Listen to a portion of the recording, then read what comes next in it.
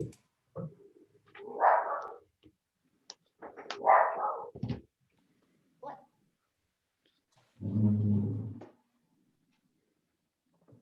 is a training, honey, that I'm in.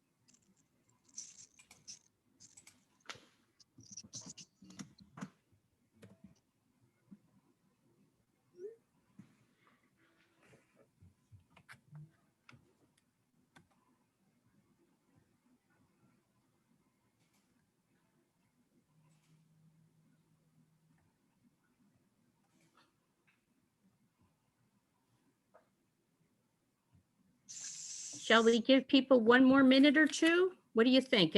I have 10:01. We have 19 people, including us. Great. I was going to give it one more minute and then we could start up.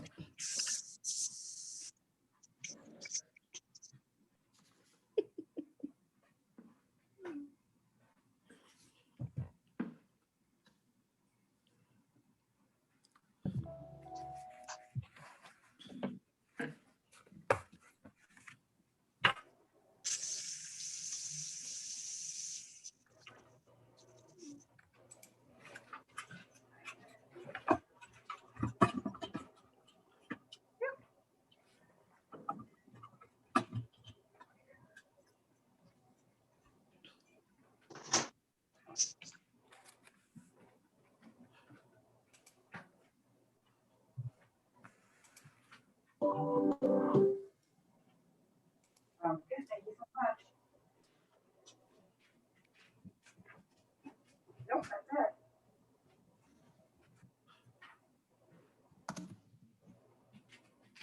You too. Thanks. Bye-bye. Okay, I think we will get started. We have 20 participants here, including staff, and it is 10:02 by my clock. So I think we'll get started. My name is Lisa Mason. I work with the Prevention Training and Technical Assistance Service Center, and we welcome you to Ethics for Prevention Professionals. As you'll noted on the little red box at the bottom of your presentation slide, we will be recording this training and I will explain how we're going to be using it in a minute. So we'll go to the next slide. For those of you who are not familiar with us, the Prevention and Training and Technical Assistance Service Center is funded by the Connecticut Department of Mental Health and Addiction Services, along with some other statewide prevention links. Those include the Connecticut Clearinghouse, the Center for Prevention Evaluation and Statistics, the Governor's Prevention Partnership, and 5 regional behavioral health action organizations. I know of at least one. Jan Anderson from RISAP is here from the hub. And if you have any need to connect with any of those, we can help you. We list them on our website, preventiontrainingcenter.org. But we can help you find those too. Just put a message in the chat box if you'd like. We basically have 2 goals: prevention workforce development, which we do through trainings like this, technical assistance, and developing different tools and resources that that are on our website. The second thing we do is support community coalitions to do grassroots prevention work. Our first priority is to work with community coalitions that are funded by DEMAS, but we also, our resources and services are available to any coalitions in the state. I would like to introduce the TTASC team very quickly. And first we have Ken Plord, who took the lead on developing this training. We have Shay Montemuro, who is also worked with Ken on development. Jason Matthews, who's a member of the cross-sector consulting team, and he really helped us with the technical end and organizing it. And then Jen Jacobson, who you've seen if you've attended our 12 sector series, and Mark Nickel, who's the managing partner of Cross Sector Consulting and the project team director for TTASC. We will be together for 2 hours this morning. You'll learn 2 hours of CEUs, 2 CEUs if you complete the training today. And we're doing something different. Rather than have 2 separate trainings for those renewing their CPS and those beginning their CPS, this one training is like a foundational training, or it is a foundational training in ethics. And it will both satisfy the 1 hour requirement if you're renewing your certification, and it will satisfy 2 of the 6 hours that are required for your initial certification.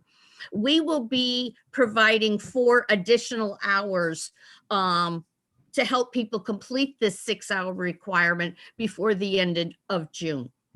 We are taking a new course design and delivery approach. We're using a modular format with shorter segments that you can actually pull out and do one at a time. It will be available on Google Classroom for on-demand, self-paced, self-directed learning.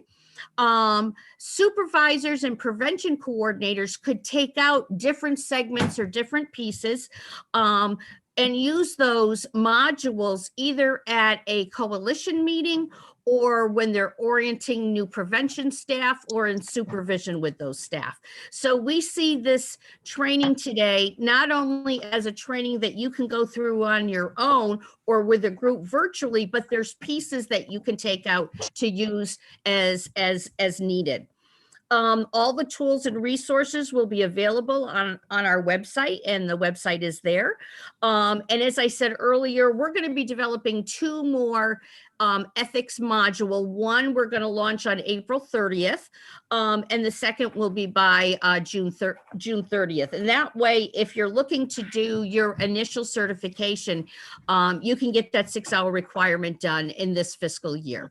One of the subjects we're looking at for future is applying ethics across the SPIF, across the strategic framework. So that's one example that we might do. Okay, next slide. Here's our agenda for this morning. We've just done the welcome and the housekeeping. We're going to spend just a little bit of time on ethical theory and the decision-making process to help you when you're dealing with ethical dilemmas. Then Shay is going to speak about principle number 1, non-discrimination. And we're going to have a breakout activity where we're going to look at a scenario in the breakout classrooms. Then Shay will come back and talk about principle number 2, competency. Then Ken will come in and talk about it, integrity. And then we're going to have a knowledge checkpoint just to see what you've learned. Just a quick little survey, Survey Monkey, right? I think that's what we're using. Thank you, Jason. And then Ken will come back and talk about nature of services, the kind of work we do and how we should be doing it. And another ethical dilemma that we're going to work on in small groups. Then Jason will come in and talk about principle number 5, confidentiality, and number 6, ethical obligations to our community. Then we'll have another knowledge checkpoint, and we'll have an evaluation and talk about upcoming events. And we'll go to the next slide. Okay, ethics. Before we begin, Lisa, I would like to just put up a quick poll here. Thank you. if everybody could respond to this poll, please.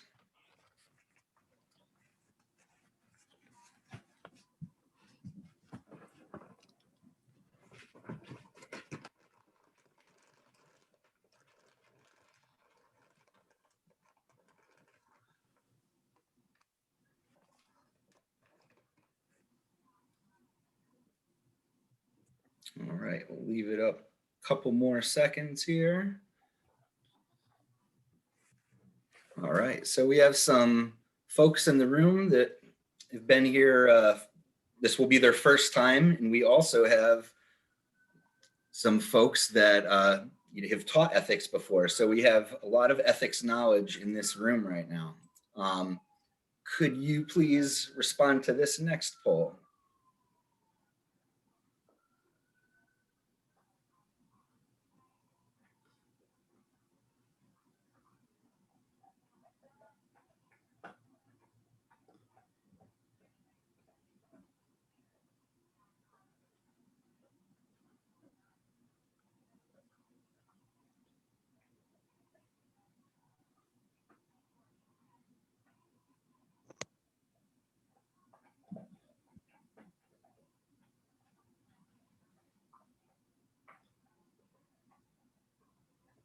A couple more seconds.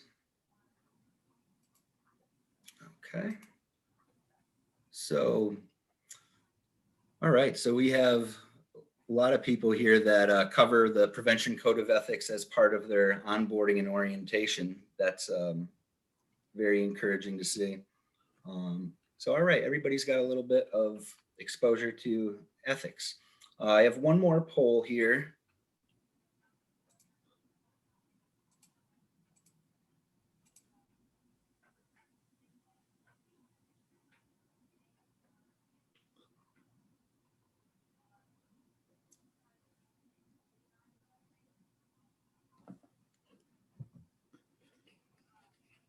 Okay. So, all right, about half people have used it and half have not. Okay, well, thank you for that. We're trying to improve the way that we develop trainings from the future. So this is helpful information. So I'll let Lisa take it away.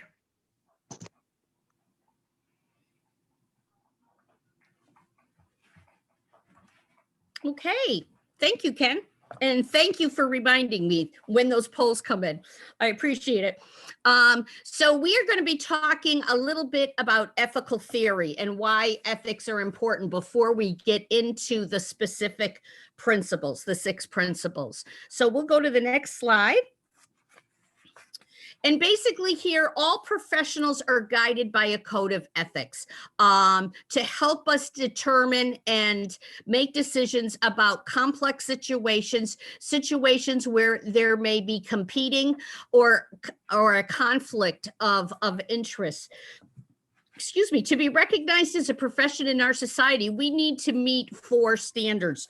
1, we need to be a member of an occupational organization or a certain occupation, and we are the prevention specialists or prevention professionals. We need special expertise, and we have that through our prevention competencies, which we use at work. We have certain knowledge of the strategic prevention framework and how it works. We have knowledge of best practices, risk factors, which programs match with which risk factors. And we have specialized skills, whether they're facilitating groups, writing up reports, presenting data to different stakeholders. We have a service orientation.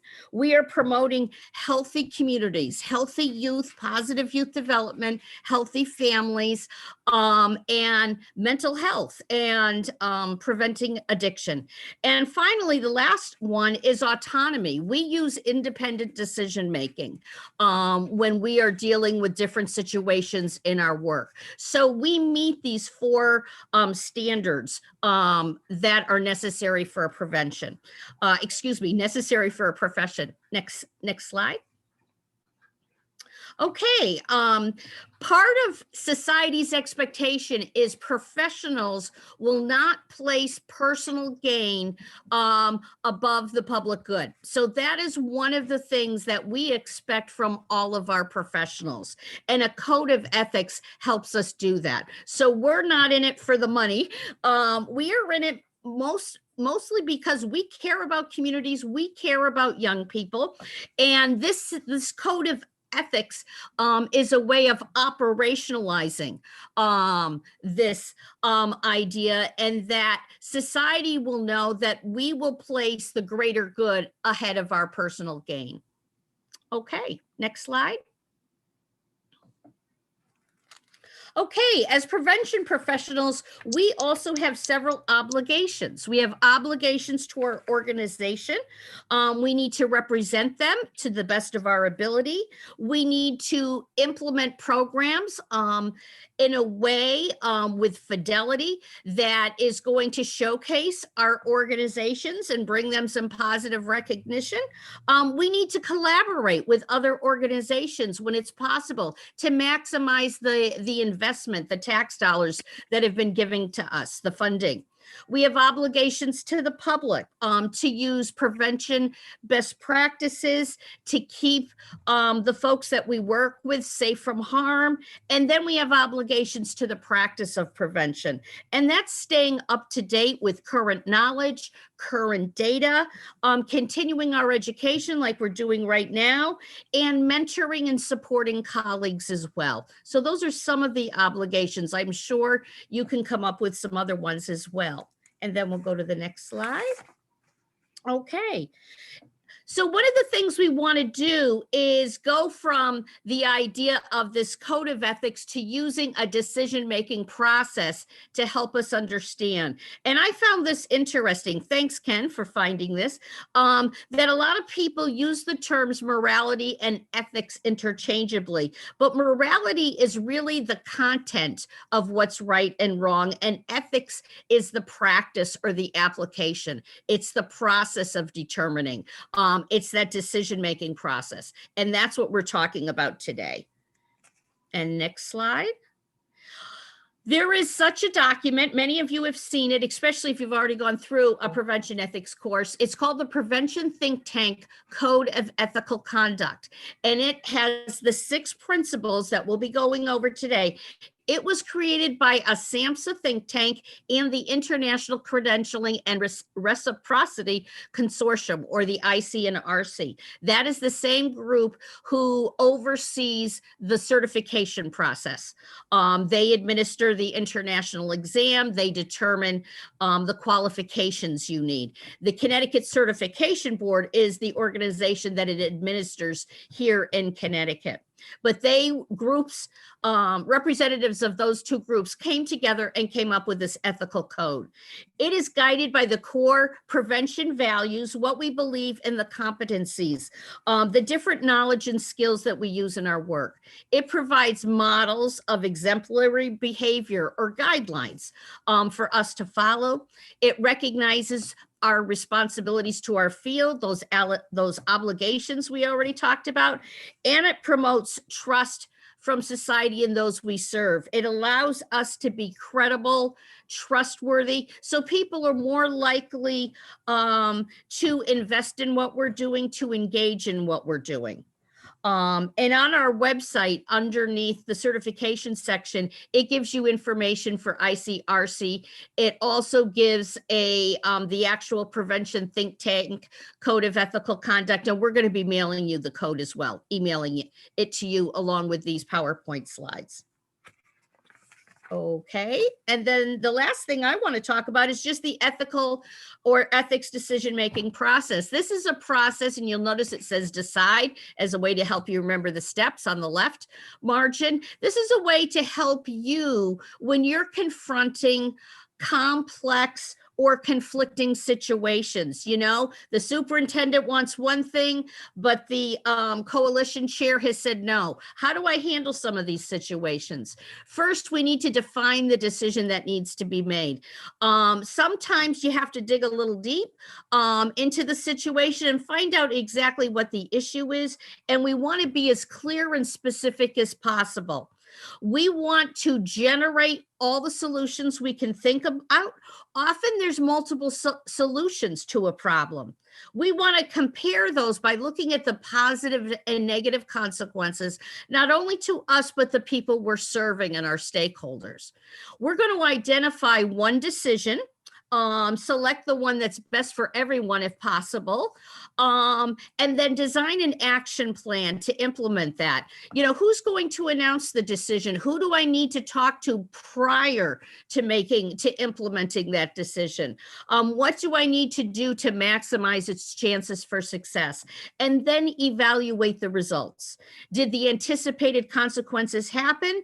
Next time, would you do the same decision or would you make something different based on what you've learned? So this is the decision-making process that you can use when you're making ethical decisions. And it's also the process we're going to be using in the breakout rooms. The other thing I want to talk about just really quickly before I turn this over to Shay is just no one expects you to make these decisions alone. This is where colleagues come in, supervisors come in, so you can get support for making these decisions as well. And I think I'm going to ask if there's any questions. I don't know if we see anything in the chat box, Jen. I don't see anything yet. Okay. So what I think I'll do is turn it over to Shay. Thank you, Shay. Hello, everyone. My name is Shay. I'm going to be going over the first two principles of the Prevention Code of Ethics. Principle 1 is non-discrimination. Within this module, we're going to go over what is non-discrimination, ways of preventing non-discrimination, some key terms to go with non-discrimination. And towards the end, we're going to use the decision-making process that Lisa just went over in a breakout room scenario. So here we go. So the Prevention Code of Ethics defines non-discrimination as basically the prevention shall not discriminate, and that is to treat unequally, unfairly against clients or colleagues based on their race, religion, national origin, sex, age, sexual orientation, gender identity, economic condition, disability, marital status, political belief, or HIV status. Now, this is going to be important when we get to talking about later on in the course about federally protected classes. Just remember the cases of what count as protected classes within our prevention work. These are going to be the basically our pillars of non-discrimination, and that is that prevention specialists are to render services and provide information that's culturally and sensitive to individual differences, as well as we shall also comply with all of our local, state, and federal laws that seek to accommodate individuals that are protected classes. So I just brought up a couple of key points. There are going to be 3 key points covering this particular principle. The first one we're going to go over is going to be avoiding discrimination. And that is basically going to be that it is important for all of us to know and understand that not only we know what discrimination entails, but also that individuals that we work with are understanding what discrimination is and how to handle cases of discrimination. And that can basically be understanding that discrimination and prejudice occurs in every group, and everybody has some sort of bias within their own cultural framework. That is also using your critical thinking skills to understand what discrimination is. Now, sometimes discrimination isn't as blatant as I don't like this group, or basically outright treating other people with prejudice. It can be something as having a reading test that has to be administered to people so that they can vote. And this thing can negatively affect people in areas that are in low literacy areas or places where the test may be in English and the people of that area speak English as their main language. Basically, in order to prevent and avoid discrimination, we have to understand that everyone has the right to high quality and equal treatment. Also, in other ways that we can prevent and avoid discrimination is by seeking resources if health cannot provide any assistance. This can be something as simple as going and seeking someone out who can assist in social marketing for an area that is English and Spanish speaking, or talking to staff at a cultural heritage area in order to recruit coalition members who are of that demographic. So in this time, we want to try and use all of the resources that we have in order to be inclusive of all of our services and make sure that everyone is in. Key point number 2 is going to be complying with anti-discrimination laws. In our particular area, we do have a prevention code of ethics protected classes, but there are also protected classes. Non-discrimination law entails that we are referring to legislation that is designed to prevent discrimination against particular groups of people. These groups are called protected classes. Non-discrimination does vary by different jurisdiction. So for instance, if we have people who may be from a part of the country, their jurisdiction may be different from our jurisdiction of federally protected classes in Connecticut. So we want to be conscientious of, if we are moving around and whatnot, like that we check in non-discrimination laws for that particular jurisdiction. So in addition to federally protected classes, the Prevention Code of Ethics also includes 4 other classes protected by discrimination by the profession. And that includes economic condition, gender identity, political beliefs, and HIV status. So you'll notice in the federally protected classes that there are some classes that are not in our Prevention Code of Ethics. Those federally protected classes are all also included within the Prevention Code of Ethics. So the Prevention Code of Ethics of ads on 4 extra ones, but it also inclusive of the ones that are not over here and are already displayed. So that also includes veteran status, which is listed under the federally protected classes, included within Prevention Code of Ethics, or pregnancy. That would also have to be included within the Code of Ethics because those are federally protected classes. Third, our key 3 is going to be to promote cultural competency. And that basically is understanding that cultural competence not only includes being educated about race, ethnicity, or national heritage of our people around us, but that there are also cultures of working groups such as military veterans, or the culture and terminology of knowing things about the LGBT community.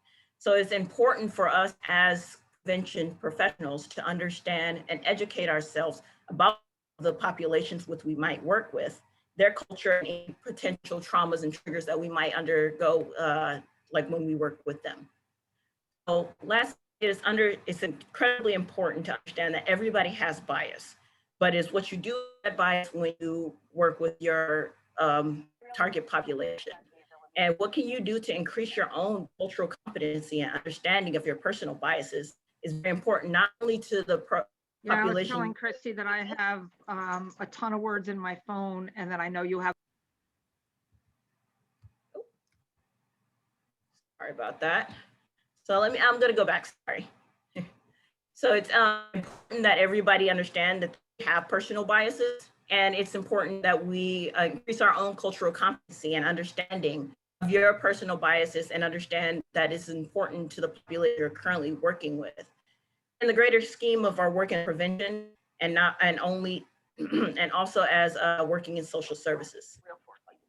In the strategic prevention work, it is important that we are considering the needs of our target when we formulate our needs assessment.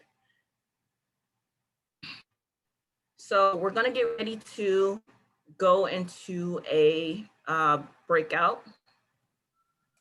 And this is gonna be the scenario that we are going to go over in our breakout. So I'll read it really quickly, but then we'll also go over it when we get to breakout rooms. And this states that Susan works for a nonprofit organization providing substance abuse prevention services to schools and communities. She has received requests from 2 communities to provide a parent education program. Both requests are from communities that the agency has worked with in the past. Due to budget limitations and available staff, Susan is the only one able to accommodate one request. The first community is a large urban community. A large percentage of their population is Spanish speaking. Susan is the only staff member at her organization that will be able to deliver the program in Spanish. Susan knows she will have to adapt the program materials for her Spanish speaking audience. The community is an hour and a half away from both Susan's office and home. The second community is a small rural community, which is very close to Susan's home. Susan has delivered programs there before with a high degree of success. There will be no need to adapt the program materials for this audience. So you have 2 different audiences, and Susan has to make a choice of which one she will be able to service. So we're going to use the decision-making process that that covered in the first module. And we're going to go into breakout room and go over this using that decision-making process. I think Ken has the breakout rooms. All right, I am opening rooms right now and assigning people, so just bear with me for a moment.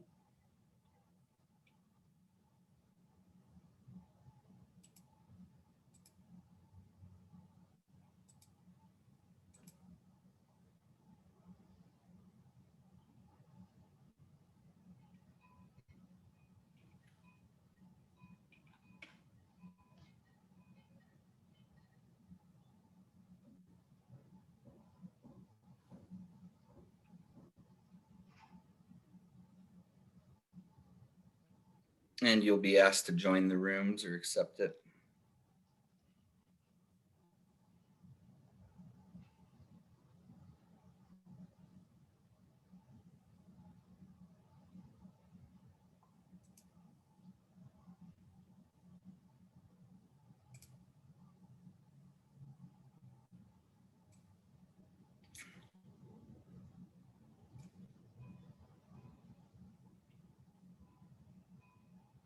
Okay.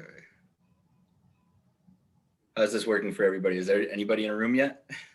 No. I don't have an assignment yet. Okay, hold on 1 second. Let's try this one more time. Trying new things here. Thank you for being patient with this. How many rooms are you making? I'm sorry. I'm making 4 rooms. 4?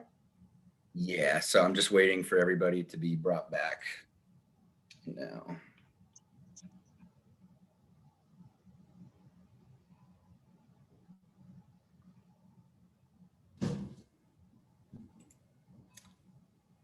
Bear with us another 20 seconds until this brings us all back. Got this, Ken.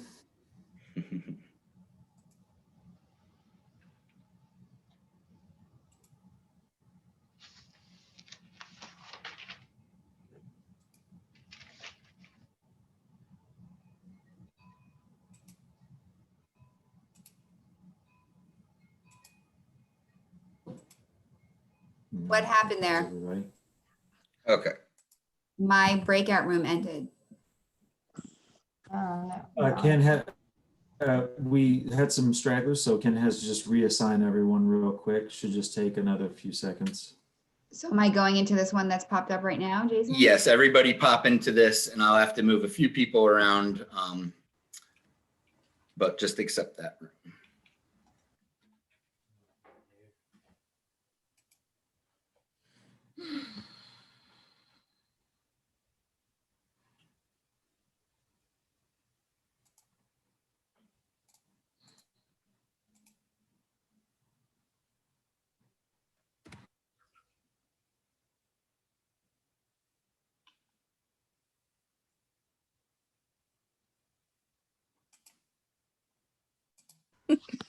But now we're with Ken instead of Shay. Yes. Yeah, all right. Well, it looks like this worked. Thanks everybody again for bearing with us on this new technology here. All right, so let's take a look at this principle. Bear with me while I pull my screen up here.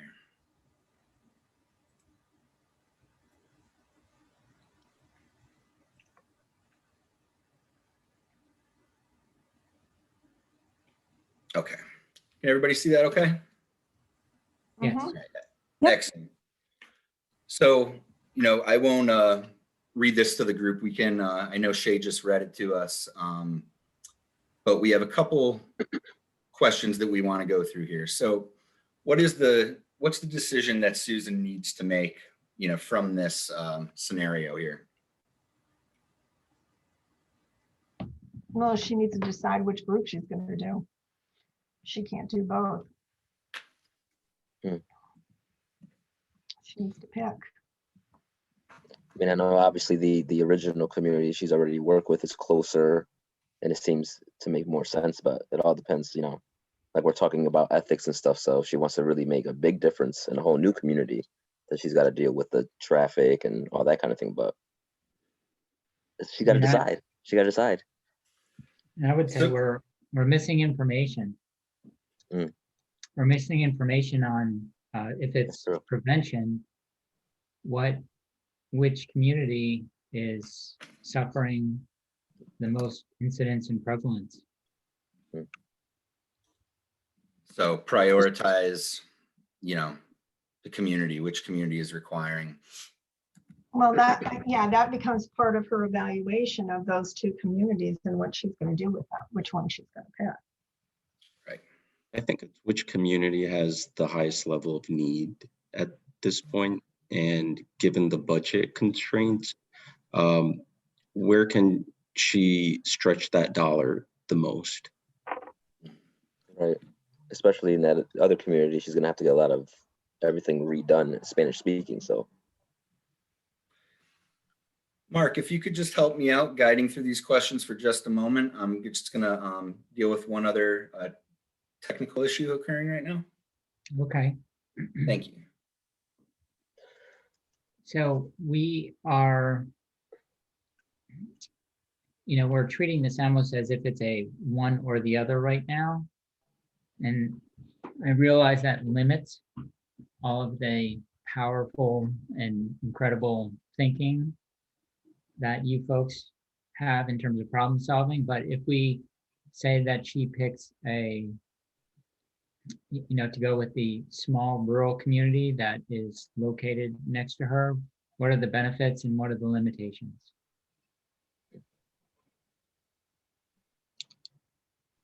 Well, I think if we're looking at these questions as her options are to look at, is there someone else in either one of these communities that she could work with that could train that community?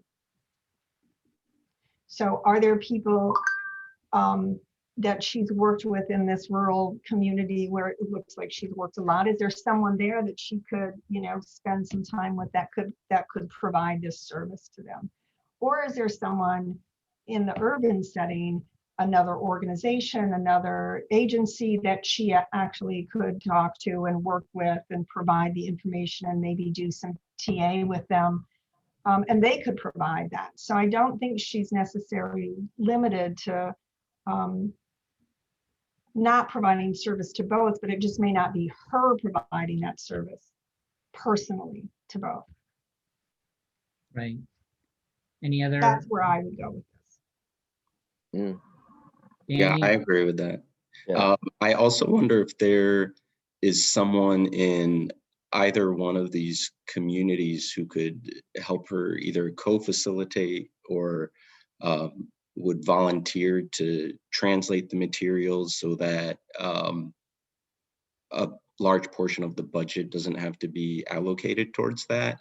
To me, it's just forecasting ways to improve sustainability and empowering members of the community to partake in the work. Yep. So are there resources that currently exist where that work can be done in a way that's more meaningful. Okay. And Danny, do you have any thoughts? I like what the last gentleman just said about the meaningful part of it, because I wrote down, the decide, define, entertain, compare, identify, design. So, it's whatever's more meaningful. And also, and speaking of the community she's already worked in, it's like, if the work is going to advance and keep progressing in a positive way, then yeah, she should obviously continue. But if some of the community is already getting, if the work is just the same old thing, maybe it is time to venture out and do something new somewhere else, just to see how it goes and bring those two communities together once she's all set. Okay, and Michael and Janice, when you're thinking about suggesting identifying another person who could maybe even translate, does that come with some kind of quality control where if she doesn't find someone, for example, who she feels confident can translate the materials properly or in a way that is going to keep the integrity of the message and the materials, she shouldn't proceed? Is that kind of built into your model? Yes. Well, yes, I think yeah, she'd have to find somebody that she knows, and she'd have to then look at it and see it after it's been, if she doesn't do the translation, she'd have to look at that translation and go through it herself. Okay. Right. It would have to be translated once and then translated back into English from that translation, and then translated back again into Spanish. Okay. So Ken, the path that we're going is we're trying to figure out how we don't have to pick one or the other. So part of our process was identifying capable partners and then figuring out if that presents us with a better set of options rather than picking one or the other. Now, how about, I know many of us, since COVID have been using, Zoom a lot more, introducing that, would that change anything? Would she be able to cover more ground by implementing things through Zoom if she could? Would that change anything, thinking about that?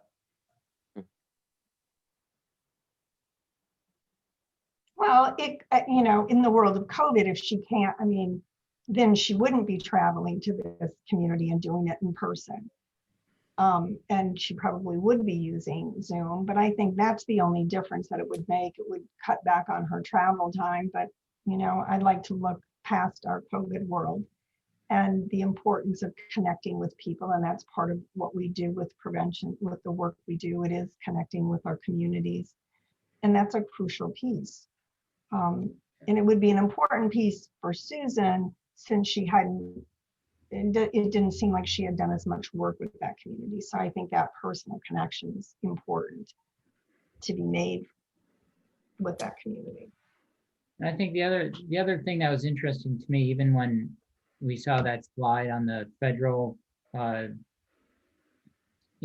list of requirements versus the preventionists, if you will, on the local level or the state level, on our list, we had social determinants of health.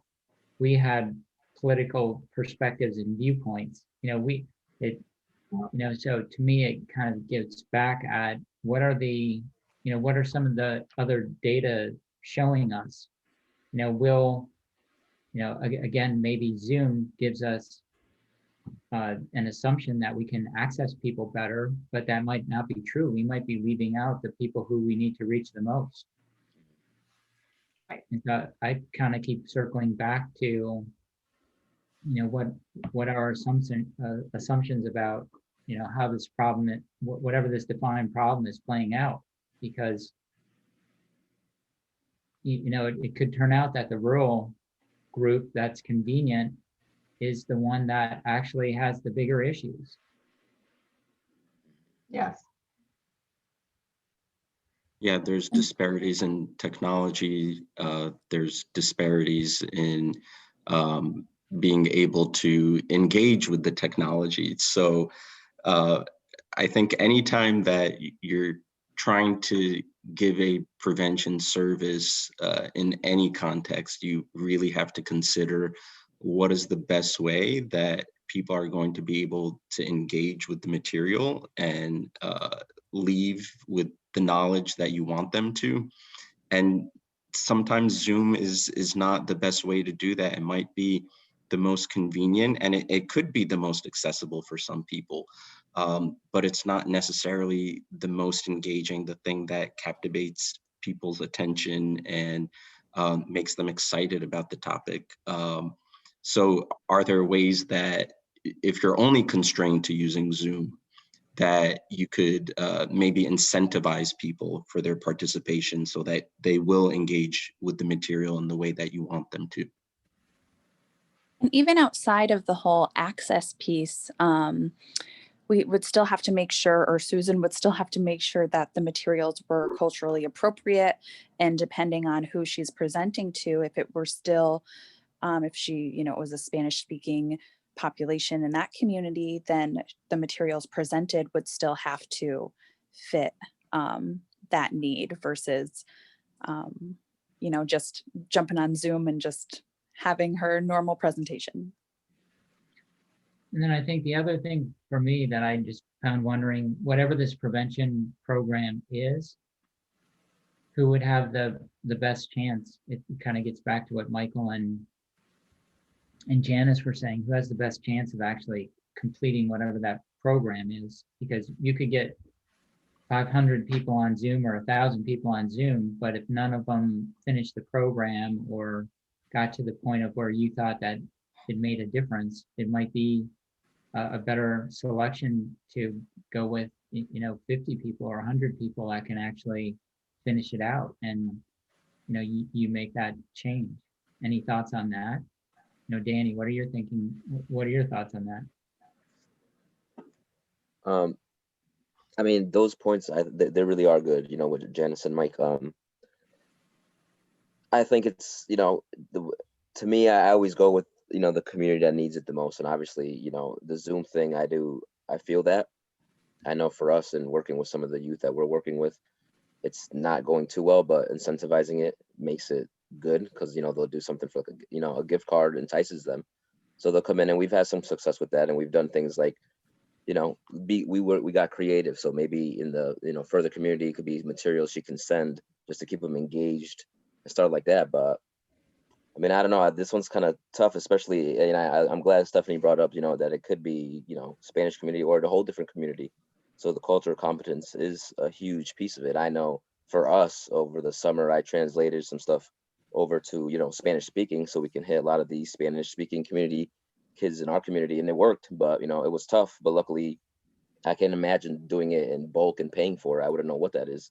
So it's just, I think it's a tough decision overall, but I think if she has the right pieces and she makes, you know, like decide thing, make those clear, conscious decisions, she'll be all right with her decision. But she definitely has to, you know, just put her best interest forward for the community that really is looking forward to the help and the work. So I don't know if this is, you know, in our scope, Ken, or not, but I'm gonna, you know, just ask, you know, Stephanie or Janice or even Michael, if you had to communicate now to that one community that you could, you know, that reached out to you, how would you now communicate with them that you may not have much to offer? What would your message be to them? That wouldn't be my communication to them. I would find another agency that could assist in the work that they needed done. We are, as prevention, as we work in collaboration with communities, and we are not the end all and be all. And I think we have to be willing to look at who else could do something similar or could help them for a period of time until we could get back to them. If we are the only ones who can do this training, you know, that my position would be, well, if we're the only ones who can do this training, then we need to be doing some TA out there to train some other people. So we're not the only ones. So people aren't limited to just looking at us. And so that's where I would go with whatever community we were going to decide to sort of change up the process or do something different for. But Okay. I would couch it that way. I would say that's what I would do. I mean, I guess I'm not a all or nothing. Right, right. Now, Michael, Stephanie, any insights? Yeah, I agree. Oh, go ahead, Stephanie. No, it's okay, Michael. I was just going to say the same thing. I agree with Janice. And I wonder if that's just the nature of us in prevention and just kind of how it goes. I don't think I would be able to say, sorry, we can't offer you anything, bye. You know, I think we would want to find some kind of resources or connect them somehow. Absolutely. Even if it's just doing like a video recording of the session that you did with the other community that you can then show them while you're trying to work out something with someone in that community that could perhaps co-facilitate or, you know, I think our ethics say you really cannot turn people away that are coming to you for support. So you have to try to be as innovative, as creative as possible with linking them with what their needs are. Yeah, little steps forward. Yep. All right, so I'm gonna bring us back as a group. I know some groups have finished up. We're coming back as a group.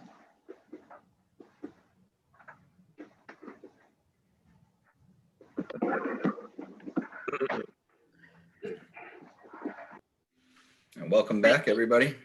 Everybody back? Okay. So I hope everybody had some benefit from the breakout room and you got out of that from being able to use the decision-making process within the principle of non-discrimination. We're going to go into principle 2, which is going to be competence. Lisa did go over a little bit about what competence is within module 1 in the ethical decision-making process. And the Prevention Code of Ethics gives us the definition of competence. And that is that prevention specialists have to master their prevention specialty body of knowledge and skills competencies. That we also strive to continuously improve our personal proficiency and quality of all of the services that we deliver. And that we discharge professional responsibility to the best of our abilities. Competence is a combination of education and experience combined with an understanding of culturally appropriate application. It is important that all of us maintain our continual learning and professional improvement throughout one's career. So competency can kind of be like if you're coming here for class on continuously renewing your certified specialist certification. That's in learning and professionally improving in order to maintain your competency within the prevention framework. So some of the pillars of this particular principle are that we are able to diligently discharge our responsibility. And that is the responsibility to render carefully and promptly services to be. Well, she's, you know, she's just so observant and she's with. Observe applicable technical and ethical standards. That's also being able to plan and supervise adequately and evaluate our programs to make sure that we are providing professional services to all and that we are responsible for the services that we provide. We are able to maintain and recognize our limitations and boundaries of our profession and the certifications that we have. So when we're asked to perform services, we know that we're appropriately qualified professionals within our framework. Prevention specialists are also able to acknowledge unethical conduct, and we know where to report unethical conduct within our organization or to the proper authorities within our state or our jurisdictions. And also we have someone to go to within our organization who understands how to handle ethical dilemmas. So some of the key points, there are going to be 4 key points in this particular principle. The first one is assessing qualification. Are you qualified? Do the actions that you're doing in your day-to-day align with your job description? Are you familiar with the particular population and setting that you're working with? For example, I actually moved here from Hawaii. Hawaii is completely different from living in Connecticut. So it's important that as someone moving from a different area, that I get accustomed to the population and setting that I'm in, because there are different cultural aspects that are going to be different. It's important for me as a professional to be able to be familiar with the culture and the broader community of which you're working in. Also, do you have relevant training and experience? This all kind of boils down to, don't pretend that you have knowledge and skills that you don't have. And if you don't have those knowledge and skills that you need to work within your framework, it's important that you go and get training so that you can. And once you are trained in a subject matter, it's always important to consider getting a mentor who can help you grow and provide you with additional resources in your knowledge toolkit. Understand your role and how you operate within your coalition. If you don't have training to do it, then maybe it's better for you to discharge that professional, like as we were talking about before, others. If you don't know how to do it, maybe it's important for you to do your due diligence and discharge that responsibility onto someone who can. So use your resources within your community. Key point number 2 is plan and execute and evaluate professional activity with your framework and within your prevention work. This is having effective planning and finding evidence-based interventions that are going to work for you. So use the strategic prevention framework. It's important that when you're interacting with your community, that you are displaying information and resources that are dynamic, data-driven, inclusive, and collaborative. That you are planning to do a needs assessment to gather the necessary information regarding your target population. That also includes that you use information and resources that are nationally recognized from registries of effective programs. They come from peer-reviewed journals or credential evaluators who are expert in your focused population.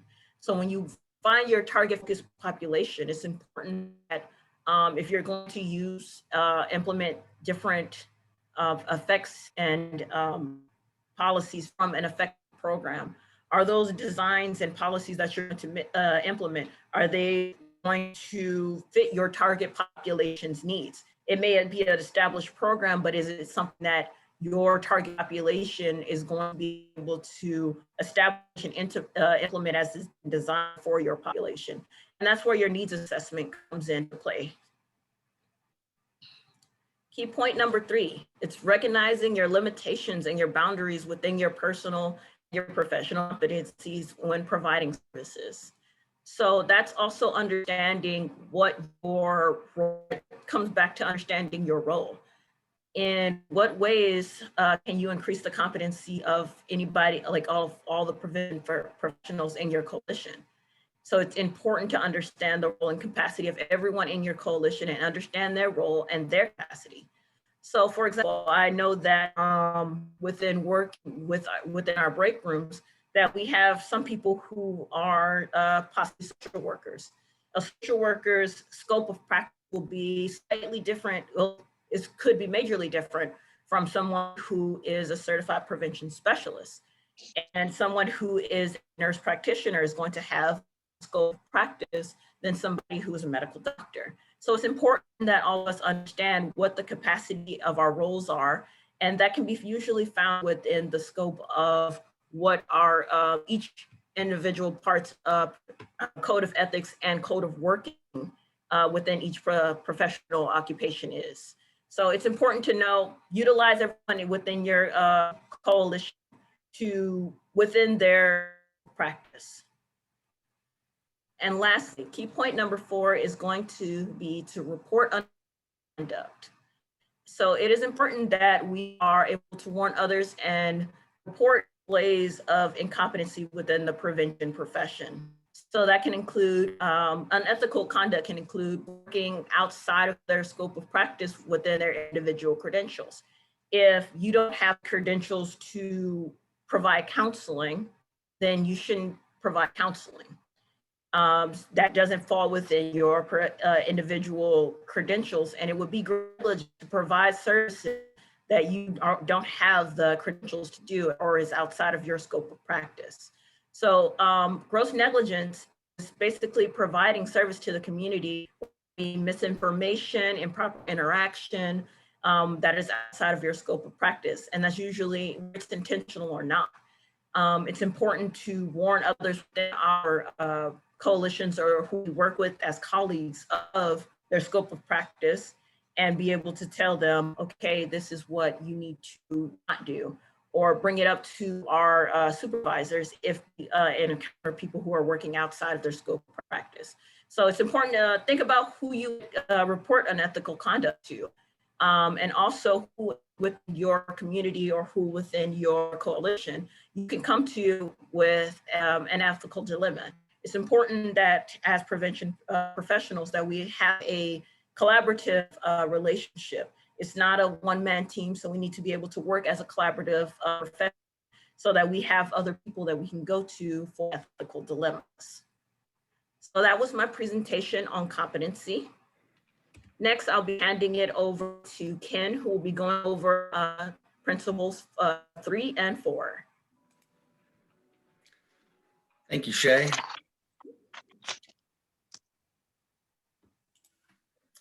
Hi, my name is Ken Plord, and I know I've seen a lot of you before in previous trainings. I'm just gonna go through this principle 3 pretty quick because I know we need to stay on a time schedule here. So what does it mean to have integrity? And how does this relate to the prevention professional? The Prevention Code of Ethics states that to maintain and broaden public confidence, prevention specialists should perform all responsibilities with the highest sense of integrity. Personal gain and advantage should not subordinate service and public trust. Integrity can accommodate the inadvertent error and the honest difference of opinion. It cannot accommodate deceit or subordination of principle. So here we have the actual definition from the Prevention Code of Ethics. I'm not going to go through each one of these concepts. We'll go through an abridged version of them. So let's look at concept 1 here. Provide accurate information. Now, providing accurate information may not always be as easy as it seems, especially when we're presenting out in the community. A few questions that we may want to ask ourselves are, where are we getting our data from? Be sure that your information is coming from reliable sources. Is this information current or is it outdated? People in our communities are looking to us to provide them with accurate information. If we're presenting data in our community, we don't want to be getting our facts from somebody's social media account or from a news outlet that is not reputable. We want to be using data collected from sources like the CDC, NIDA, DPH, DEMIS, etc.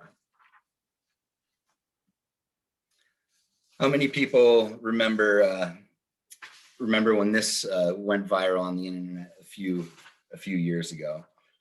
You know, you don't want to be that person who's telling everybody that they can buy a petite lap giraffe because they don't exist. Know your sources. So giving credit for ideas, information, and materials. So many of us have created presentations in the community where we're including ideas or data that may not be our own or our agency's. We also may include charts, graphs, data points, photos, and other graphics that aren't our own or our agency's. So you should be giving credit for these ideas that aren't your own. If you're not citing them, then that is plagiarism. Copyright laws are in place to protect the authors and creators of their original work. So even when you're using materials for educational purposes, still be sure to cite your sources. Support colleagues and service recipients. So as prevention professionals, it's our responsibility to provide support to those that we are providing services for, in making sure that they get connected with the appropriate agencies. Sometimes, however, we forget about our fellow coworkers that may be in need of help or support. So again, we do not look the other way, we help. Many of us are familiar with the resources that we offer our recipients in our day-to-day work, but we may not be as familiar with our own workplace policies and protocols. Some things that you may want to ask yourself are, does your organization have a clear policy on workplace impairment? Are there resources available to help employees get the treatment they need? Is there employee access to rehab and treatment programs? If you're not sure of the answer to these questions, then you may want to have a conversation with your organization or familiarize yourself with some of the policies. Key concepts 4, avoid deception. So deception involves misleading others or trying to make them believe something that is not true. This diminishes the trust of others and it undermines the principle of integrity. As stated in the Prevention Code of Ethics, integrity cannot accommodate deceit. Regardless of intention, deception is unacceptable. Oftentimes, we think of deceit as manipulating information in order to gain a personal benefit, but sometimes deception can operate in a more covert way. It could be such as withholding information. So there's many forms of deception. So let's just review these key concepts very quickly again before we go to our first knowledge checkpoint. So again, integrity. As prevention professionals, we're required to provide accurate information, giving credit to the ideas that are not our own, supporting our colleagues and service recipients, and to avoid deception. Now I'm gonna ask if Jason could please, oh, there we go. Thank you, Jason. So we're gonna take a short recess here for you to take this quiz in the chat box. So just go there, that link will direct you to the SurveyMonkey link, and then we'll reconvene here in 5 to 10 minutes.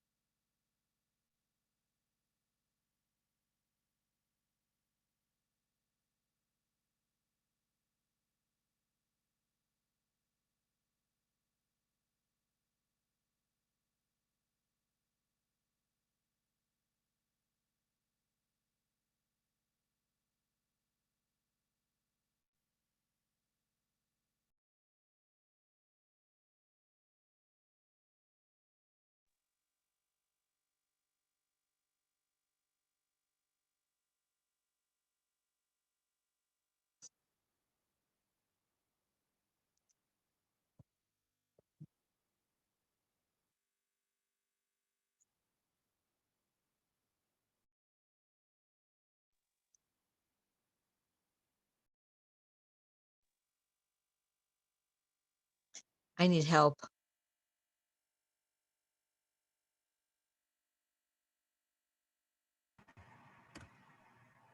How's that, Pam? What do you need help with? I can help you out. I don't know where I am. Oh, Pam, everybody's taking a short quiz. It's in the chat box under test 1. And it's like a 4 or 5 quick question quiz just to check on people's learning and whether we taught the information well.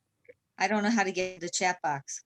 Oh, okay. If you look on the bottom of your screen or the top of your screen, there should be some different options where it says mute, start audio. Right, If you yep. okay, go all the way halfway through, you'll see chat with a little quote symbol over it, like a Yeah, cartoon bubble. I have a share. A share screen. Do you have a chat next to it? No, that's what. Look for a button that says more. Do you have a button that says more? Yeah, okay. And then go to the chat there. Yep. Yes, Okay, I had went to the wrong thing. Okay, thank you. no problem. Let's see what happens after that. So it just So says Pam, chat if, to everybody. That's all it says. And then all the oh, way to let the me, bottom, here, the there you last. go. I just sent it again. Do you see that link now, Pam? No, I'm in chat. Now I see it. Okay. Okay, so if you run Survey out of must be time, don't worry, we have all the materials available. You can take them in Google Class. catching up.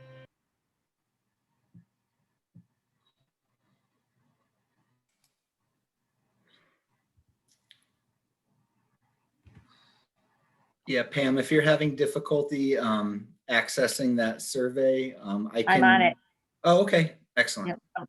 I'm answering it. Thank you. You're welcome.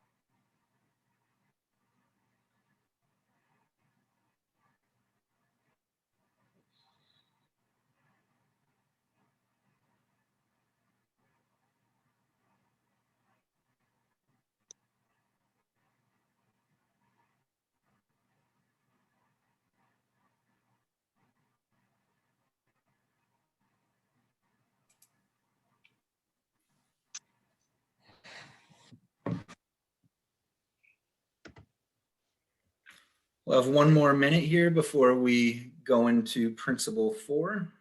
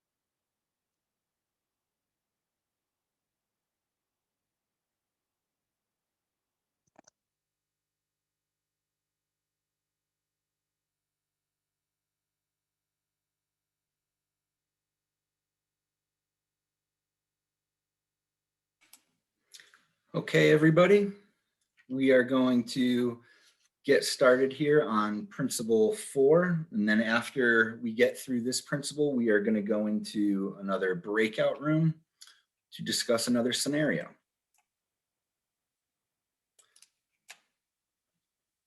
Okay, so nature of services. So the Code of Ethics describes it as practices shall do no harm to service recipients. Services provided by prevention specialists shall be respectful and non-exploitive. I won't read this entire definition. We'll break these down one by one.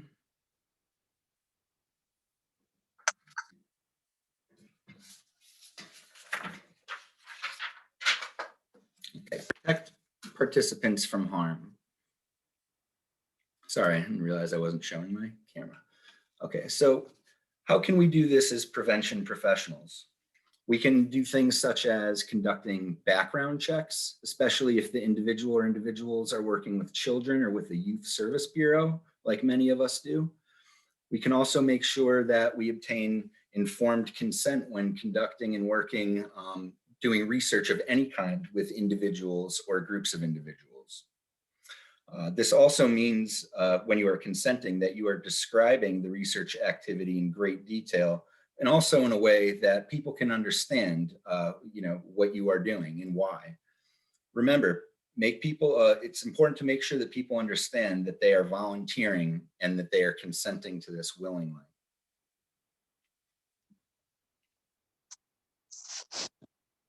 So a few terms here that we mentioned, or that I just mentioned: informed consent for all research activities, and some types of consent, active and passive.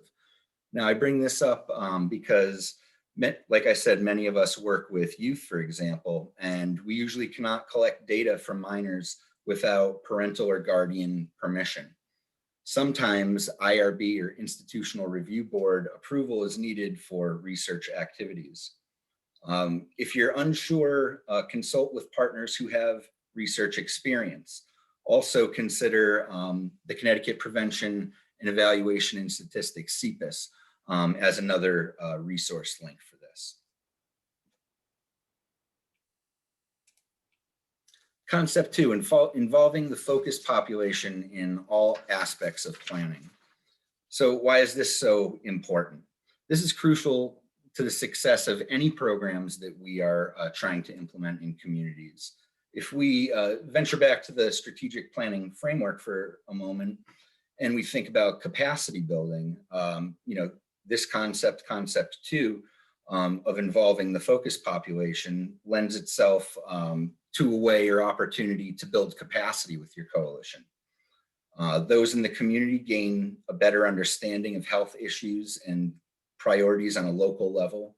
And this improves the quality of the community because it empowers those who live there. And it gives them a voice and a seat at the table when these services are being developed and implemented.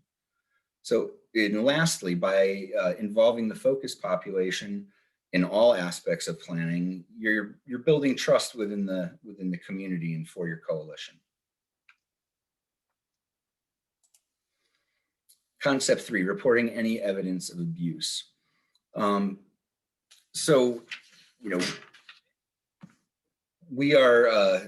It's our responsibility to follow up with the appropriate agency and to report any kind of abuse that we may see. In addition, there are laws in place to prevent children from being abused and to end any possible neglect or abuse at the earliest possible stage. A mandated reporter, for example, is a person, because of their profession, that is legally required to report any suspected child abuse or neglect.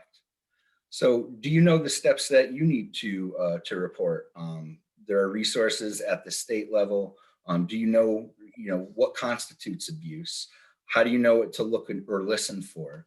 We plan to get into some of these in greater detail in some of our future mods that we'll be having on Google Class.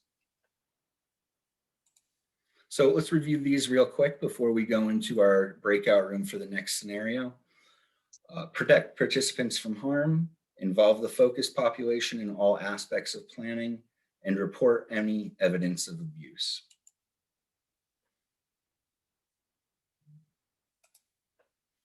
All right, let's try breakout rooms. Hopefully it will be a little bit more seamless this time.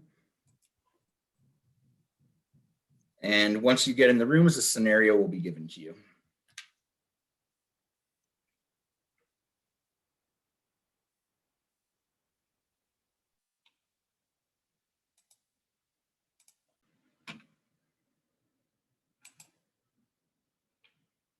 that went a little smoother that time with the breakout rooms.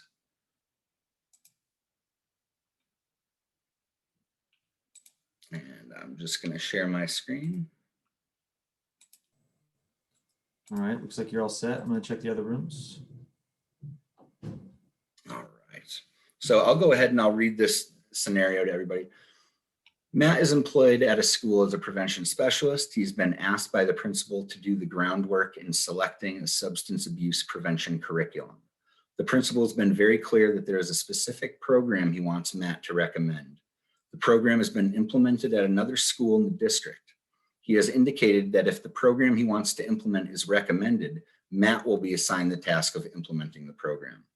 Matt has repeatedly lobbied with the principal to be able to implement prevention curriculum with the students and would very much like to be assigned this task. Matt has completed a needs assessment with the students at the school. In addition, he has reviewed the pre and post test data from the other school. Based on what he has learned about the program, he feels that the curriculum that the principal supports would not be the best program for the students. What should Matt do? What is the decision that he needs to make here?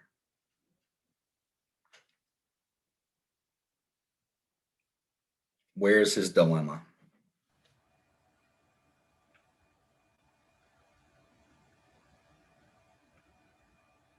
If any, remember, some of you might be on mute.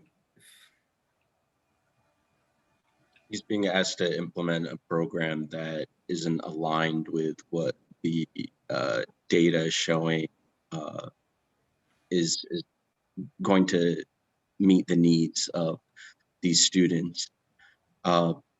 So I would want to know if there are elements of that program that appeal to that principal for certain reasons, and maybe try to compromise and find a program that includes those elements, but also includes the elements that are needed to address the specific needs that are emerging from the data. So let the data guide the decision-making process, kind of is what you're saying?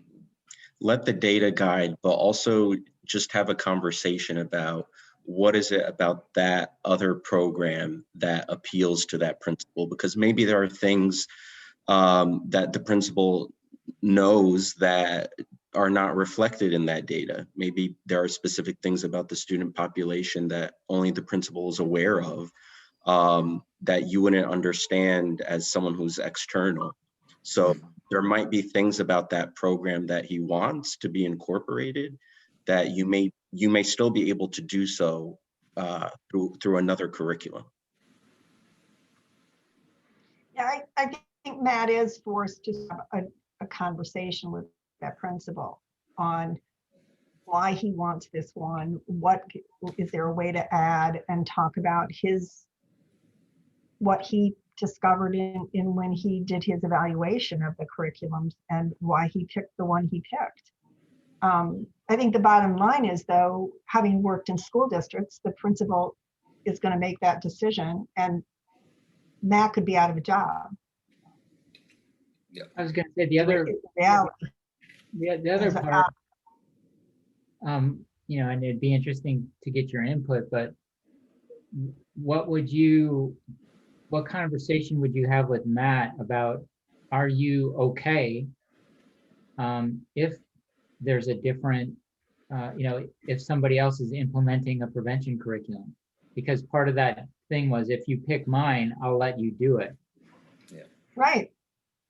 So, I think he has to weigh how much difference is there. Is it worth not implementing one? Is it worth not implementing it? Is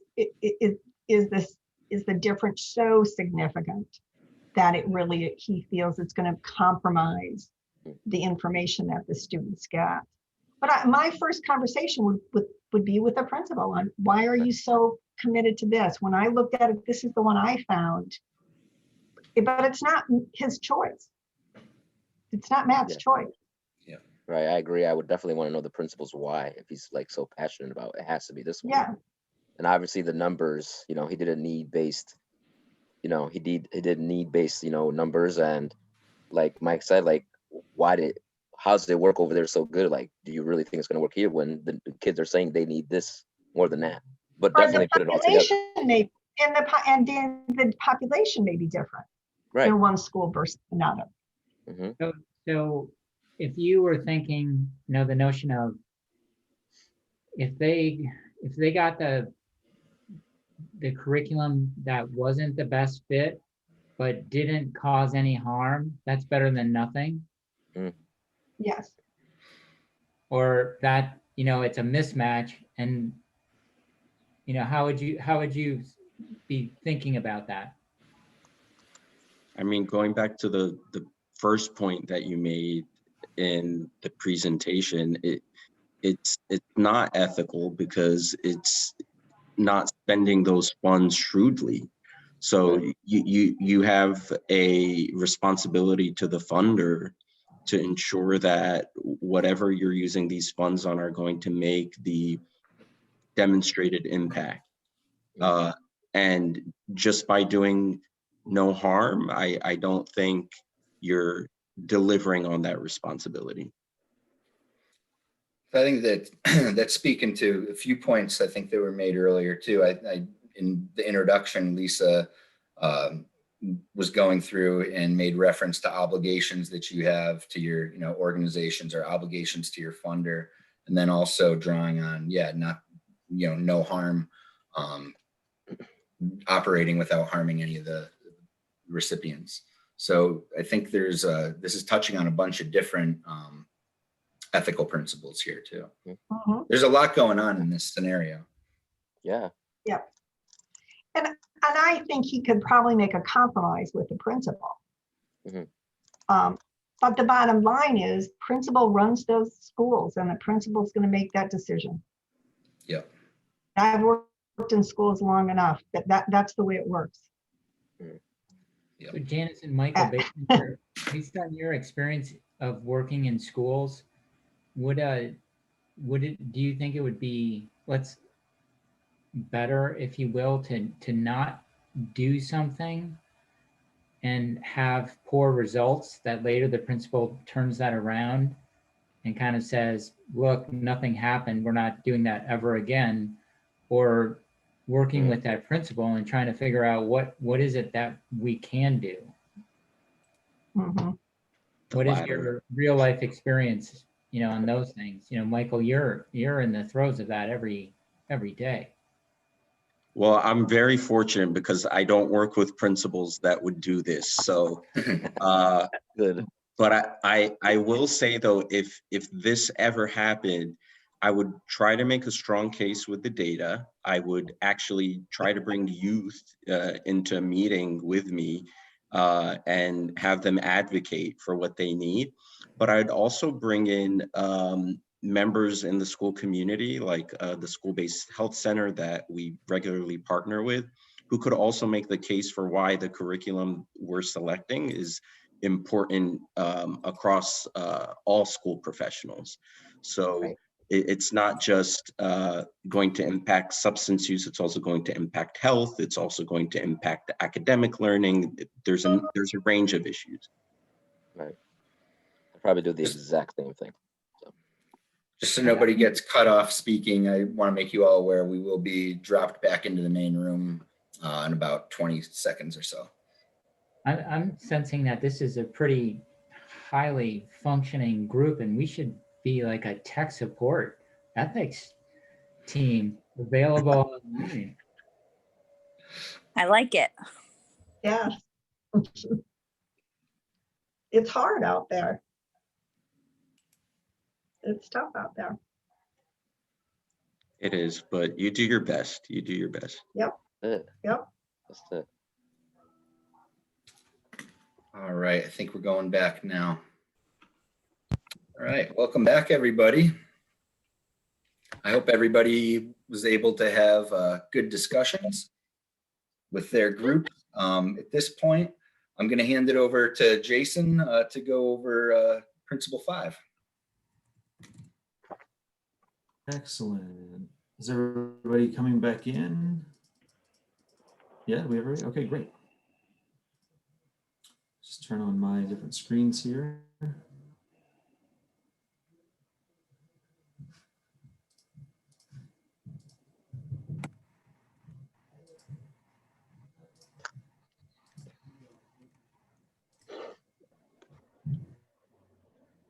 go.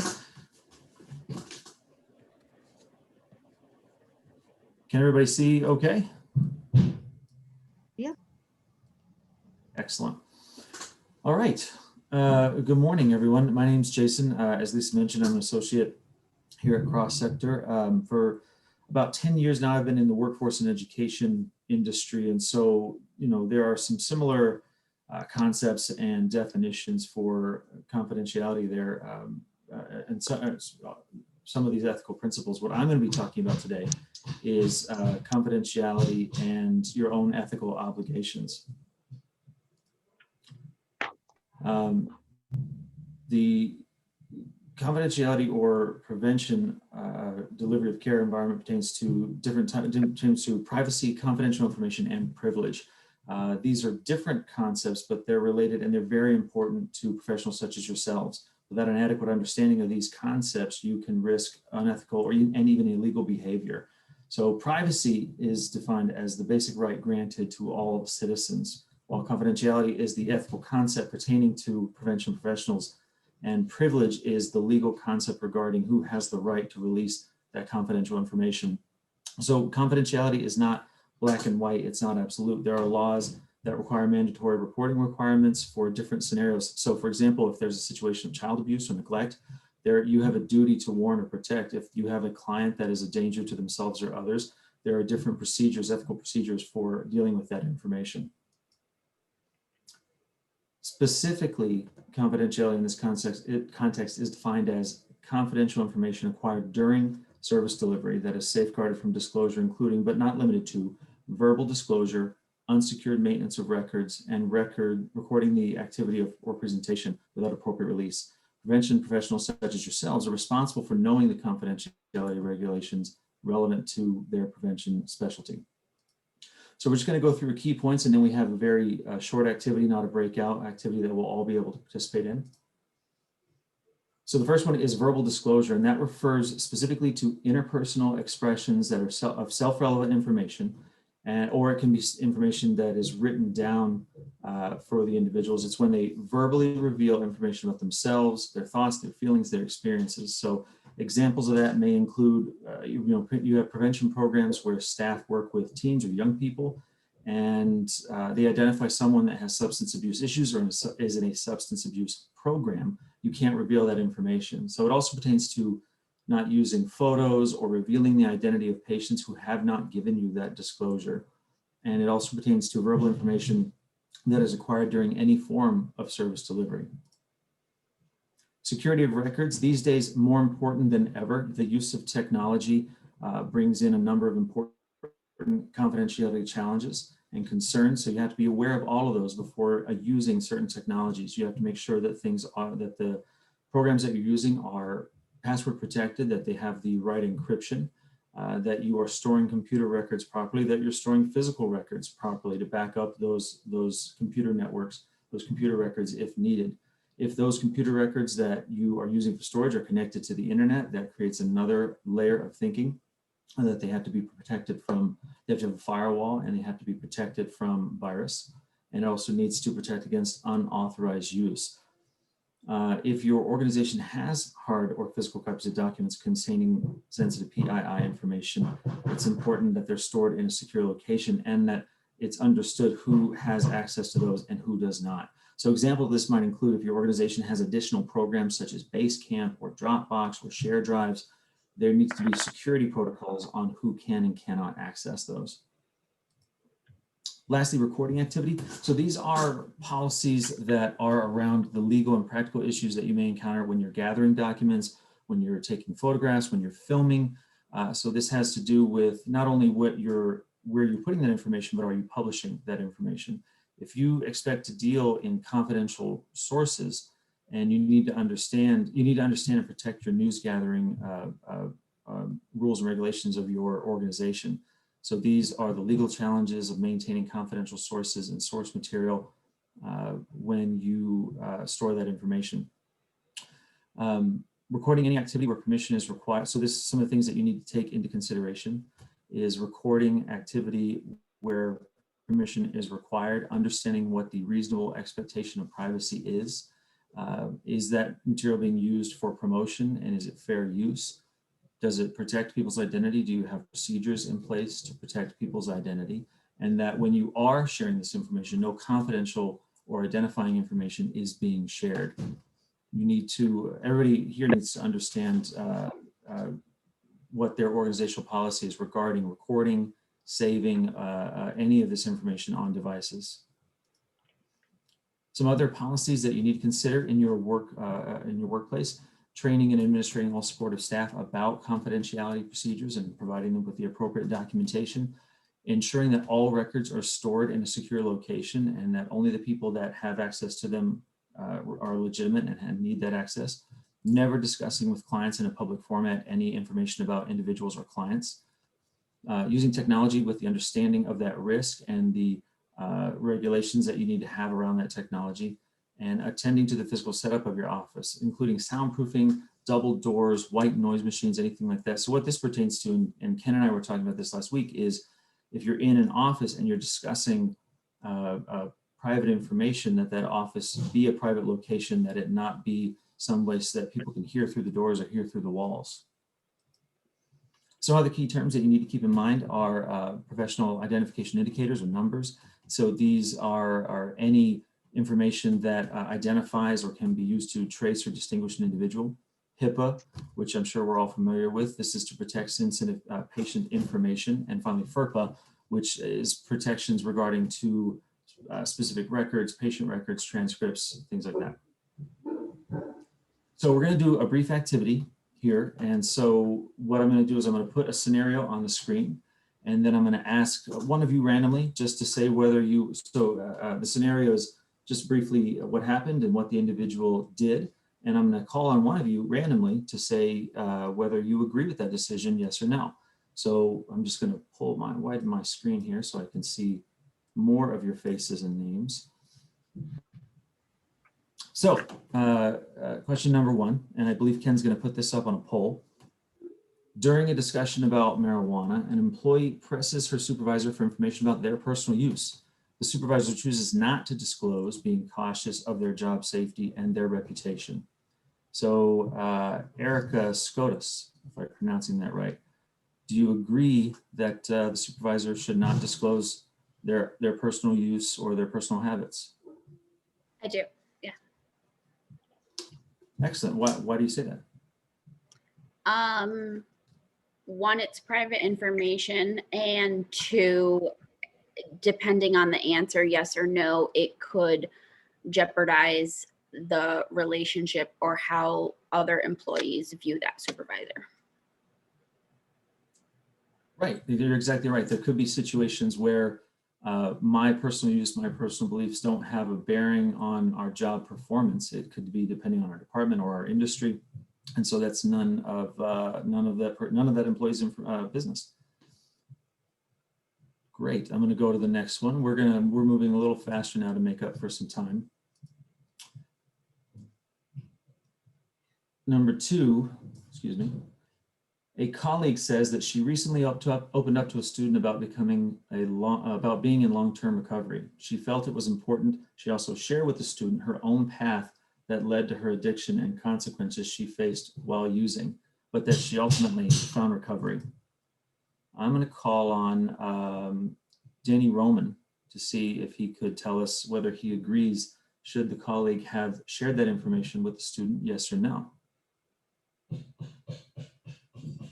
I would say it depends, because I mean, depending what the student's going through, it can really help them out to relate the story and to know that there's a light at the end of the tunnel if the kid's really going through it.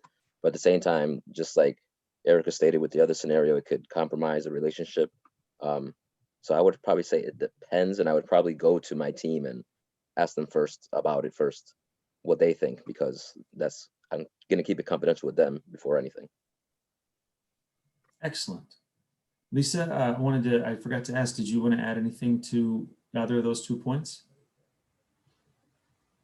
Nope. Thank you. Awesome. Well said, Danny. Got some comments there. Well done, Erica. Last scenario. A high school student discloses to her principal that she habitually smokes cannabis and marijuana. The principal reports the student because she feels it is her ethical duty towards protection and prevention. So let me call on Adele. Hi, let's see. I would say, I have to say it depends on what the rules are for the school. I don't know that that is something that they have to report, but I don't know that it isn't either. I only work with adults and I work in the harm reduction field. So what I do is very different than this. I'm not sure what the right answer would be in that case. I think I would work hard on developing a relationship so that the person has someone to go to, but I don't know what the answer is. That's okay. And that's one of the reasons this is kind of a trick question. Is there anybody that wants to jump in on this one?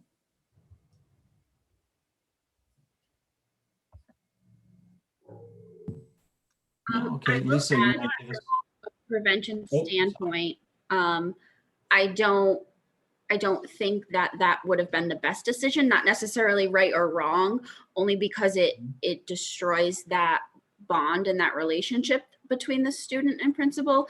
And I would focus more on giving that student resources or get them into some type of, cessation or recovery program. Exactly. And, this is a strong it depends one, because in general, what the rules around this are, when someone's under 18, like we talked about, and they disclose this kind of information, you should not disclose that information to anybody else. That is the student's private information. However, there are certain situations where is the student using the substance on campus? Is the student, what is the context of the disclosures? The student saying to the principal that they need help with this specific issue.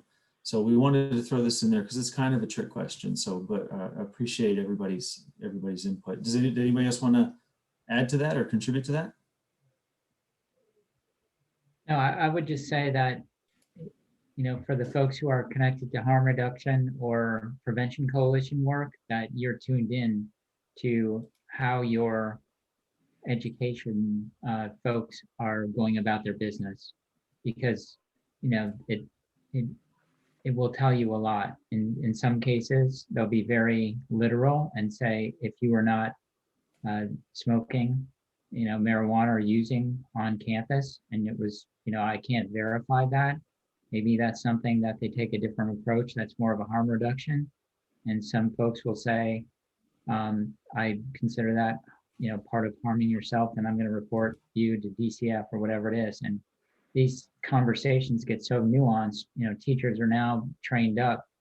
If they hear a student talk about being hit by an adult, one of their questions is to follow up with the student and ask closed hand or open hand, because that makes a difference to them, whether or not they move forward with checking with their administrator and then perhaps even reaching out to DCF.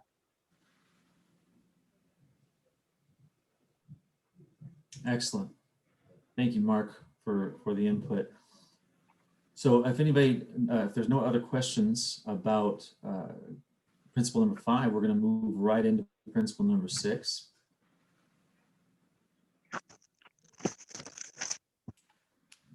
Just move some materials around there. Okay. So principle 6 deals with your own ethical obligations. And this one I found to be personally the most interesting. As a prevention professional, we have a responsibility to promote health and advocate for good health, to be a model for those health standards and adhering to these ethical standards that we're talking about today. Adhering to any ethical standard means that you are putting that ethical standard above your own personal ones. So professional specialists should also be aware of their local and national regulations regarding lobbying and advocacy and act within those laws and funding guidelines. The ethical obligation to community specifically is defined as a prevention specialist should be proactive on public policy and legislative issues. The public welfare of the individual's rights to services and personal wellness shall guide the efforts of prevention specialists to educate the general public and lawmakers. Prevention specialists should also adopt a personal and professional stance that promotes health. So again, that says everyone on this call needs to have a stance on the issues that surround them. Like the saying goes, if you don't know what you stand for, what will you fall for? So we're going to go over these 3 key points before we wrap up. So as we mentioned, advocating for prevention. So this is, examples of this might include advocating that the schools do student health surveys, or being aware that when a state passes a law, let's say legalizing marijuana, advocating for education programs in your community, or more specifically, if there's a marijuana dispensary that opens, say, on a school route, and there are kids that are walking or driving by that dispensary on a daily basis, is that something that is promoting health in the community? So it's not to say whether or not it's legal or right or wrong. It's just, is it being handled in the most healthy way? Apologize for that. Protecting the health of others, promoting prevention. So examples of this may include ensuring that there are tobacco-free public spaces. So recently, I think Lisa gave this example that in her town, there was some construction in the woodlands. So they encouraged the town to make sure that there were walking trails back there rather than just debris. Another one might be ensuring that you or yourself are participating or creating education programs in your community. Lastly, promoting your own wellness, probably the most important. So this is not only, again, being that example, leading a healthy lifestyle, being a self-advocate, but understanding when to seek help for yourself, not being afraid to seek that help just because you are a prevention specialist or you're in this field. Peer support is very important, and knowing when to access that help is very important. And that's the best way that you can be an example. If there's anybody, if you're not anybody on this call, the proverbial you, is struggling with any kind of substance abuse or unhealthy behaviors, the best example that you can be for your clients and the community that you serve is to get that help and get that peer support. For the last thing, last item of the day, I want to throw this to Jen. She's going to bring up sort of a topical issue that's happening in the news right now, and what it's going to really, not really an activity per se, but what we want to get you thinking about and talking about is this a situation when my personal guidelines are maybe different or don't align with the ethical guidelines, and what does that mean to you, and what are your responsibilities there, and what else can we do as colleagues? So I'm going to close my screen and Jen, throw it to you. Hey, hi everyone. So in developing this presentation and this training today, I was trying to think of something that is particularly relevant to probably most of us in our communities right now in the state of Connecticut. And one thing that's come up that I've experienced in this work is the notion of Connecticut legalization of recreational marijuana. And so in a coalition work or in our prevention work, there could be differences of opinion around your tables or within your networks about how you might feel about Connecticut legalizing marijuana for recreational use, even if over 21, for what it may mean for youth in our community and their health and brain development, and how we can see that that might lead to a trajectory of other substance misuse, versus those who just personally feel that marijuana should be decriminalized, and a social justice component of that. So sometimes when we wear multiple hats, in our communities, as many of us do, whether it be in the prevention council, a parent, just a local advocate on different matters, how we reconcile our roles as prevention specialists with when sometimes either ourselves or members that we work with might have a different personal opinion around a significant matter. So that's kind of the dilemma and the issue that I wanted to raise, and would love to hear anyone's thoughts around roles and perspectives and how we work through those at this time. Feel free to use the chat box too, if you prefer. I think it would be great if people have experienced this or something similar to this, or have any thoughts on this. Well, I'll go out there. The agency I work for doesn't take a position on this. So we as prevention folks don't take a position on highly controversial pieces of legislation like this piece. Our role is to provide as much education to make sure the legislation, to work with our legislators to make sure that the legislation protects those folks under the age of 21. We're also looking at moving our legislators to really make sure that in that process of legislation that they identify dollars that will support prevention work in order to prevent, in order to move that prevention message out there. And so that's where we're sort of are at with this. We're not a pro or a con, we're this is what's going to happen, and it's inevitable. What do we need to do in order to be in a position to provide as much information to our communities as possible, and to make sure our legislators do the right thing with, making sure that there are enough, that they make the law in a way that protects young people and also provides dollars for prevention. Great, thank you. Anyone else? I also, very similar to Janice's position. So regardless of, our own personal opinions and regardless of our, our passion and our knowledge behind the issue, being in prevention, I work for a company where we cannot lobby, and we cannot show a stance. So we are, it's a fine line between doing our jobs in prevention and just making that education and sharing why we think something might not be the best decision, but we cannot do a pro or con stance on it.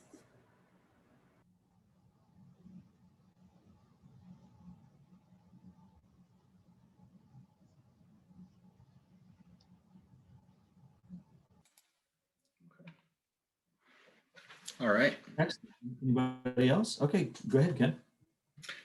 No, I was just, looking at the clock here and, I think we should move on and wrap a few things up here and put up a few save the dates. And then we would also like you to end when we close out. I will put another link in the chat box and that will take you to a knowledge checkpoint again. And we would really appreciate it if you take another brief quiz like that, and then we will email you out today's presentations along with an evaluation. So Lisa, did you have any closing? Okay, I'm going to share my screen with a few dates I want everybody to be aware of.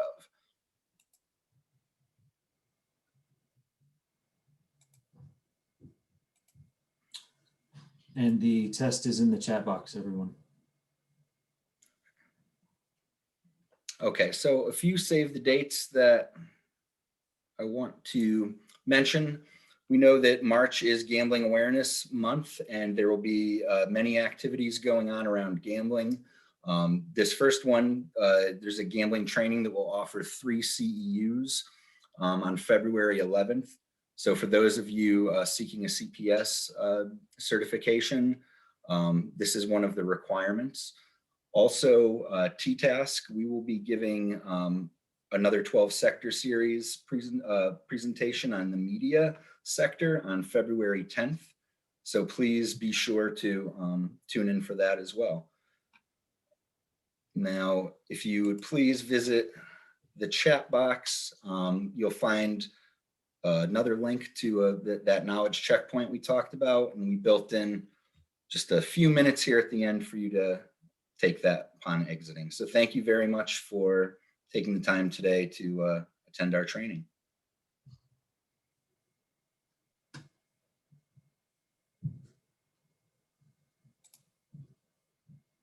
So if you want to visit the chat box now and take that, we can end. And we also just want to mention, we're going to be sending a course evaluation so that you can, while everybody's taking these questions, so you can rate us and give us some suggestions on how we can improve our next session.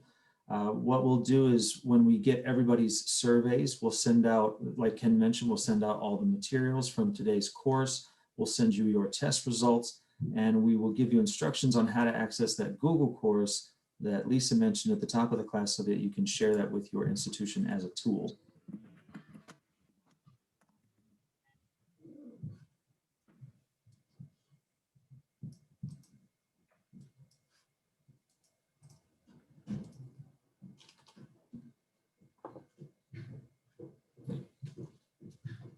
Thanks for putting up that evaluation, Jason.